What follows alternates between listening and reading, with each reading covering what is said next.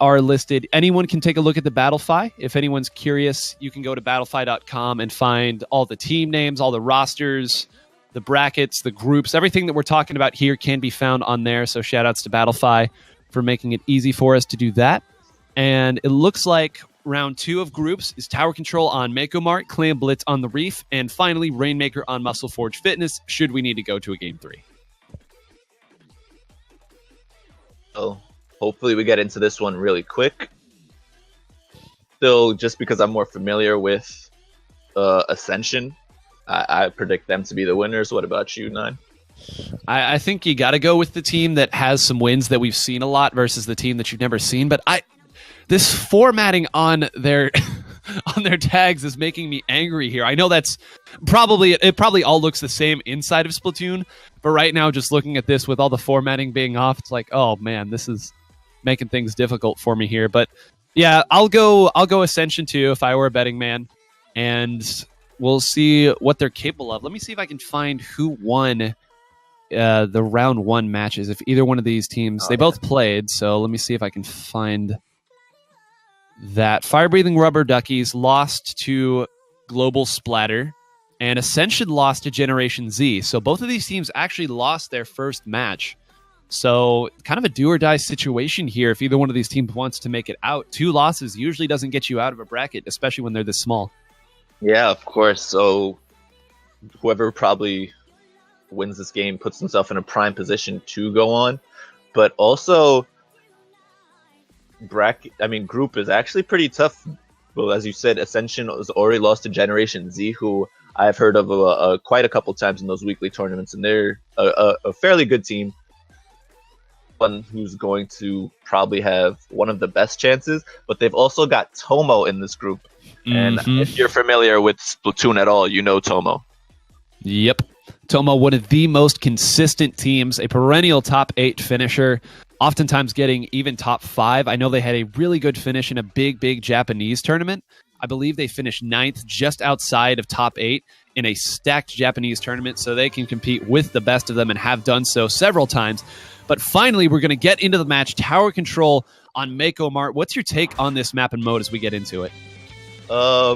Honestly, I'm not like the biggest fan of Mako Mart overall. It's an okay map, but I think they're better in the game. Teams have a decent comp for this with a little bit of range and the armors on each side. Yeah, I love the Splatter Shot Pro, the Forge. I love that it's gotten so big recently. Bubbles, people are finally starting to see just how strong bubbles can be, especially on something like this where you can get up high and just kind of rain them over middle. But it looks like right here, the first tower is going to go to Rubber Duckies here. I'm going to have to get, that looks like an A. I keep wanting to say that that's Ascension, but it's not. But now it's going right back the other way. What's your take on the Forge, actually, as this push actually starts to get into a pretty dangerous position? Yeah, so I think the Forge is a great weapon because it's one of the only reliable weapons with that bubble blower. As you mentioned, there aren't many in the game, and the Forge is definitely the best of the bunch right now. So it's definitely seeing a lot more use than it would maybe if another weapon had the bubbles. So we see it right here and up there, but quickly taken down by the rest of Rubber Duckies here. Oh, that Range Blaster, that was 2 very close directs there. That's so clutch. The Range Blaster, it's not the CRB from Splatoon 1 yet, but it's still, it's still so good. All the pressure you can put in, and if your aim is right, it's still one of the better weapons in the game. You're going to see that patented Ink Storm and Bubble combination come out. So dangerous, dueling here with a roller. Going to get taken out by one of the longest vertical flicks I think I've ever seen in my life. And it looks like this. You don't see a roller outrange a Range Blaster too often, but somehow he did there.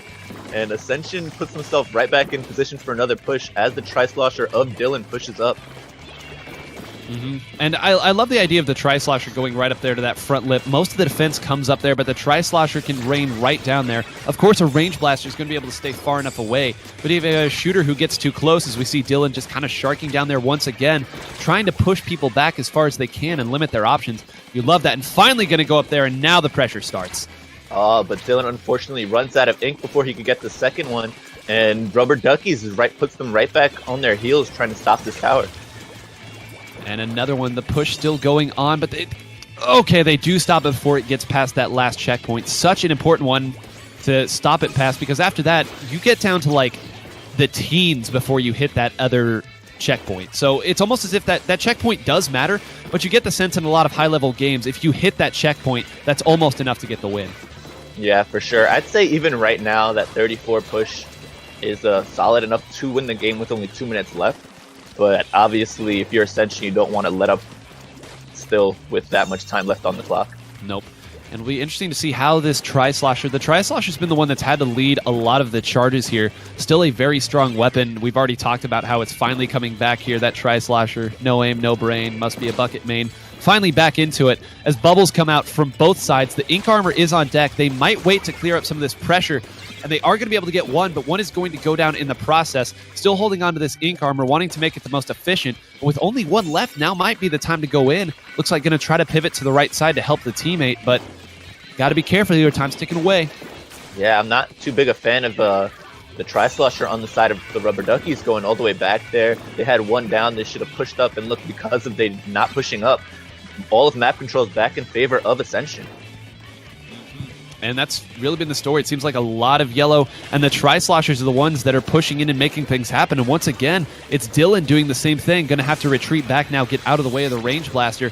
But with that Ink Armor out, he's going to be able to go back in, put more pressure on, and just keep repeating the same cycle that we've seen so much. Does push up while he does have that Ink Armor ready. He's looking to get onto the tower and try to pick off one or two members here off to the left. But he can't seem to find one yet. No, maybe a little bit overzealous there, trying to play hero there. 45 seconds left on the clock. I don't think those bubbles went where they wanted them to, but actually is able to find a kill onto one of them that was sneaking behind. Maybe that bubble bounce off was exactly what they were looking for. Going to go back again. This is the best look they've had, but again, pivoting back, you just don't get the sense that the pressure is there. And once again, the Tri-Slosh are going to sneak in and get one, but every death is huge right now. Someone has to get on the tower. They've got to get a couple picks and make something happen on that left side. Yeah, the pro player for Rubber Duckies here just didn't put himself in a good position, trying to go at an angle towards a Tri-Slosher, and you never want to go at an angle if you're a shooter against the bucket player. Exactly. As we tick down the final few seconds here, Roller going to shark around tower, make sure they've got somebody near it. Bubbles coming out, not going to matter. Ascension, as we predicted, taking game one. And I will say, though, Rubber Duckies had some opportunities, but you got the sense that they didn't really know how to push up and create that pressure situation. They got themselves a few chances to make something happen, but just a couple mispositionings, like you said there, took that one away from them. But I like what I saw. There's a chance there. That range blaster really knew what they were doing. Okay. There's two things I want to say. First of all, somehow on the side of, I believe, Ascension, Roller, who's never played tower control ranked. That is very surprising to me. Won the game with the guy who's never played tower control ranked. And then hopefully it's an alt account or something like that. Yeah, we gotta hope it's alt. But like you said before, Rubber Duckies, actually, it was a closer game than I would have predicted for a New Year team. But I think the reason they lost is because they are a new team. Like, they didn't have the execution that comes with more playtime. They obviously had some of the skill to match up with Ascension, I think, but just some of those play calls and shot calling for the team just wasn't there. That just comes with more time. And I think if they keep with it, they'll have that execution down. I agree. And a lot of people talk about the stage of getting good at Splatoon. And one of the first stages, I think, is you play solo queue and you get your individual execution, your aim, your movement, your one-on-one capabilities. Those are the things that get good first. If you aren't on a team, that's what gets good. But then moving up as a team and learning what parts of the map to control with your members that are still alive, that's one of those things that takes a little time to develop. And I get the sense that that's, like you said, kind of what Rubber Duckies is trying to search for here, is they can win their 1v1s. Their aim is clearly good enough. They can get the high KAs. It's just moving up and controlling the parts of the map they need to secure those pushes. And to their credit, Ascension was able to make some strong defenses when they needed to. But now, Clam Blitz on the Reef. We're finally seeing football here in a big tournament. I love it. Yeah, of course. Actually, from like the initial reveal, I think the goal is actually in a slightly different spot. It's like a little bit more closer to the spawn, right? Yes, I believe so. I actually haven't played it on this mode, but yeah, you're seeing right there, it's pretty close to spawn, like you said. You could actually probably hit that, just swim forward and throw a bomb down there, and you could probably get some pressure on your own if they're making a push, but it is still the Reef. We got to say, it moves very quickly. Your ability to pivot and rotate, still very, very important on this map, regardless of the mode.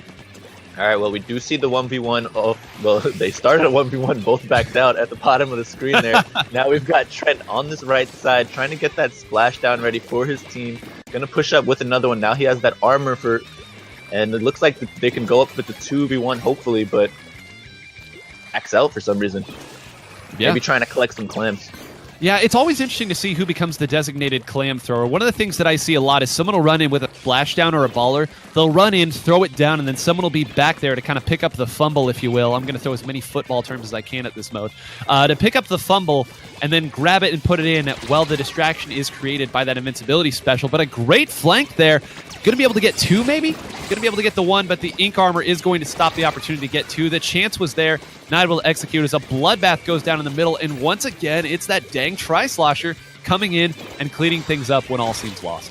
All right, Ascension definitely has enough clams for a football here. Let's see if they got it. They do. Oh, no, they actually do miss. You're right. And hopefully they just back out, try to get that armor up, and look for another push. Yeah, that was actually a really big missed opportunity. They had the chance to make the throw there. A little bit of a miss, and that allowed them to come back in on the spawn and clean that one up. And it looks like that first football is now out of play. They do have another one very quickly, though. This is one that I feel like this map, you build up them so quickly because everyone's pivoting around the middle. You're always picking up as many of those. It kind of reminds me of Mario Kart Battle Mode, actually. So we see here it's Trent again. That splatter shot, we talked about it earlier. You can use the splashdown to get in, but the bubbles are going to control that bridge, and not a lot of action here. Well, there's action. It just hasn't resulted in points yet. Yeah, here's the thing for, I think, Trent here. Obviously, the whole enemy team knows where he is because he does have that power clam. Maybe he needed to throw it forward than try to get something going without the clam on him, because now it's just back all the way on their side of the map, and what can they really do from there? And I don't think I've seen a single purple football show up. I think every football that has been pulled has been a yellow football. So Rubber Duckies is doing a pretty good job of playing defense, but that's really all they've been able to do. They haven't gotten to collect a lot. You see now only 4 on their side and 27 on the side of Ascension here. And again, it's just another defense. And if Flash is able to get this kill and does, oh, there's only one left that can play defense, and that one's going to go down. We should finally see one go in, and finally that barrier is broken. And it looks like some other clams are going to start to trickle in. 68, finally some points on the board with 2 minutes left to play.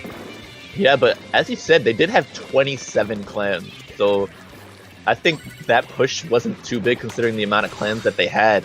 So props to Rubber Duckies for making it not as bad as it could have been. But obviously they get that free power clam now. And maybe their first purple team's power clam of the day. I think it is. You saw them moving up there trying to get something on the right side, but they were just so fragmented. All of them slowly went down there even after the power clam went out. So again, not able to put the pressure on. We do see one advancing solo here with the power clam. Going to get swallowed up real quick. Get a cheeky kill there with the bomb. You got to love what you got to do. And again, it's going to be Dylan moving up here on the right side to put some pressure and going to back up. Surely been called out at this point. And just going to kind of keep harassing here and not let them get something started on this right side. They've done an excellent job of controlling the map, and I think that's why you see the claim advantage you've seen. Yeah, with only a minute or so left, Ascension's put them in a prime position right now because they've got most of the map control, and as we know in Clam Blitz, if you have the map control, you can see where all the clams are spawning. So that's definitely helped them so far, as they do have right now. Yep, and they've still got it here. You looked for a tick there on the right side, trying to make something happen, but has to go back into the middle because Dylan got another double, I think it was. Now Trent going to be moving up, going to get another splashdown. Tick going to go down as well before that Inkar can come out to save the day. Trent going to move up once again. Bubbles in the most unfortunate of position if you are a fan of the Rubber Duckies. 3 of them going to go down, and now the floodgates are open with just over 20 seconds left. It's going to take a miracle or a Hail Mary, if you will. Again, I'm going to force as many of those as I can to bring this one back, but this jumps in again. Now the pressure is just way too much. Yeah, but the thing about them scoring right at this point, if Ascension doesn't knock out Rubber Duckies, is going to get that free clam maybe to force overtime here. Actually put just enough clams in to stop it, and yeah, that's it. Game is over. Just enough there, and it really was the pressure that Ascension was able to put on. You saw some good defense by Rubber Duckies, but eventually it just became too much. All it takes is one slip up, and once again, Dylan there, 15 KA, the Tri-Slosh going in. We also have some confirmation that it was a second switch is the reason that that roller player did not have a rank there. So you were correct. It's technically an alt, another situation. So still some low levels from all the other players there. So I'm not entirely sure what that's about. Just barely over the 30 threshold that it takes to buy all the weapons. But hey, they got it done there. And like we said, Ascension taking care of business. Yeah, definitely showed that they can at least compete in the rest of their group. They've still got to go against, big names like Tomo, carry this onto their next rounds. And yep, you gotta stay alive there. We already said 2 losses very often is enough. The top team generally doesn't lose a set, and the second team generally only loses to the top team. So 2 losses could mean you're going home early and not breaking bracket. So Ascension doing their best to try to stay in and keep fighting.